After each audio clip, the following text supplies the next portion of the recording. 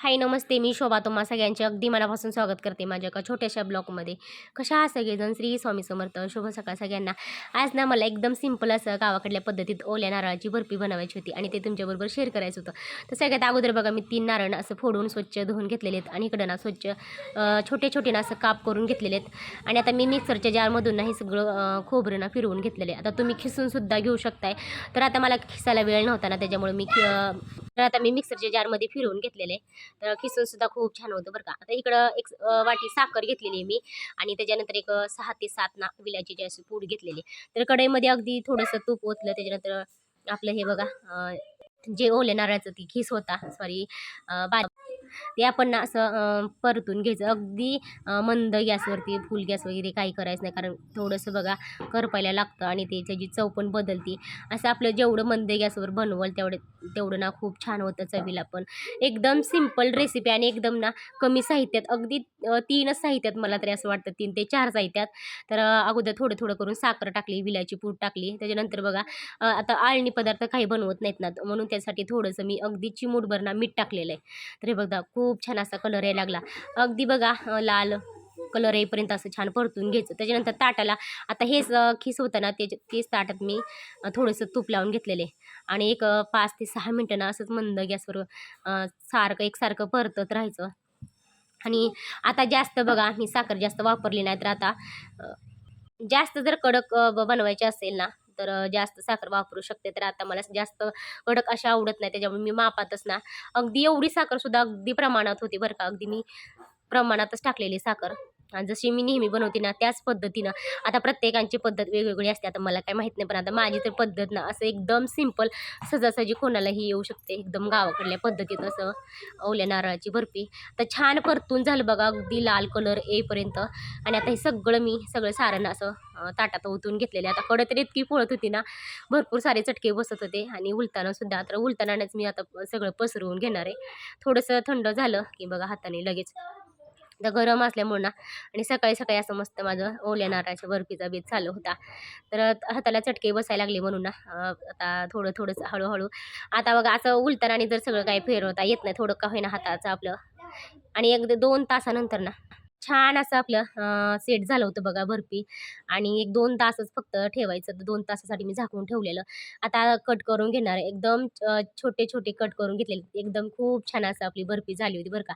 तुम्ही सुद्धा एक वेळेस नक्की रेसिपी ट्राय करून बघा आणि मला कमेंट बॉक्समध्ये अजिबात सांगायला विसरू नका. नक्की कमेंट बॉक्समध्ये सांगा कशी झालेली आहे नारळाची बर्फी.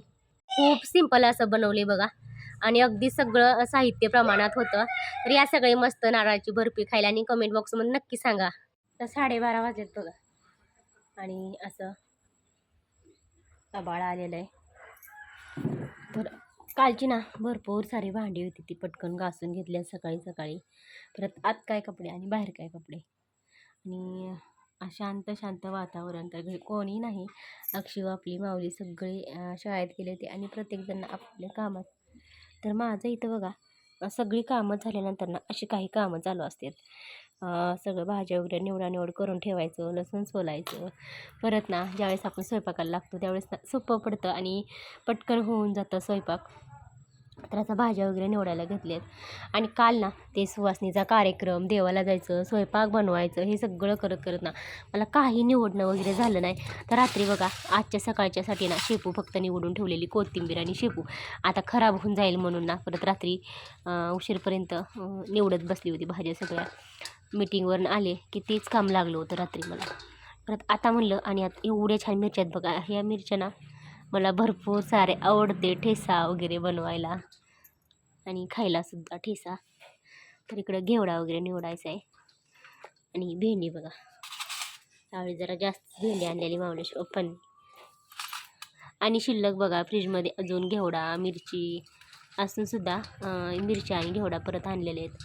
तर मिरच्या बघा, मला किती असेल ना तरी तेवढं चालते. जास्तीत जास्त ठेसा, परत ना काही भाजी वगैरे बनवता येतं, मिरचू बनवता येतं मिरच्याची. आणि असे मिरच्याचे पदार्थ जे काय असतात ना, ते मला भरपूर सारे आवडतात. आणि मी म्हणत होते की माऊलीश पप्पांना मी बोलले होते की मला धपाटे वगैरे बनवायचे. तर त्यांना वाटलं की अजून मिरची लागल, तर परत मिरची घेऊन आलेलीत काल.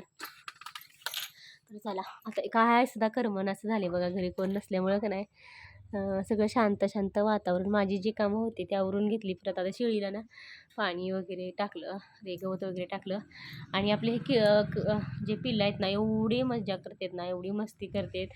मी जर त्यांना दिसलं तरच ते शांत बसतात, नाही तर अजिबात बसत नाही. इतकं ओरडतात ना, त्याच्यासाठी ना मला इथं बाहेर बसावं लागते बघा. हे असं ना बाहेर बसावं लागतं. आणि जर मी नाही दिसली तरीसुद्धा इतकी ओरडतात ना. तरी बघा माझ्याकडेच तोंड आहे, काय खायला आणते का काय असं शेळीचं.